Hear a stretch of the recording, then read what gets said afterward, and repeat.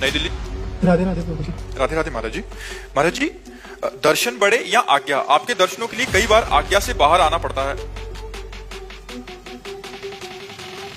अगर आज्ञा भजन के अंतर्गत है, अगर हमें भजन छोड़ करके दर्शन के लिए जाना पड़े और गुरु आज्ञा है कि आप भजन करो, तो फिर हमें गुरु आज्ञा पर रहना चाहिए। जैसे एक बार भाई जी से हनुमान प्रसाद पोद्दार जी महाराज जी की सेवा में रहने वाले राधेश्याम बंकारी 10-10 दिन हो जाते, समीप नहीं जाते। तो कई लोगों ने कहा इतने बड़े महापुरुष के तुम निज जन होकर 10-10 दिन हो जाता उनके समीप नहीं जाते, तो कुछ नहीं बोलते थे।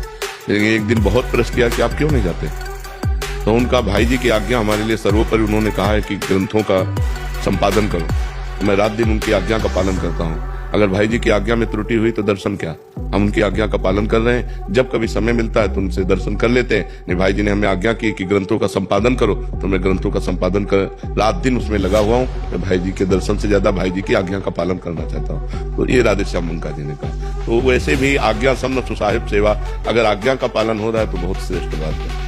पर वो आज्ञा कौन सी है? क्या आपको पर्सनल उपदेश और आज्ञा हुआ है? अगर नहीं तो सार्वजनिक आज्ञा का निर्वाह करते हुए सबके लिए है नाम जप करते। दर्शन का सौभाग्य ज्यादा दिन नहीं रहता महापुरुषों के, संतों का दर्शन का सौभाग्य ज्यादा दिन नहीं रहता। भजन तो कभी भी कर सकते हो, लेकिन अभी अवसर है तो आंख मिला लो जाके। और नहीं, जब अंतर ध्यान हो गए तो भजन तो करना ही है, रात दिन भजन करना है।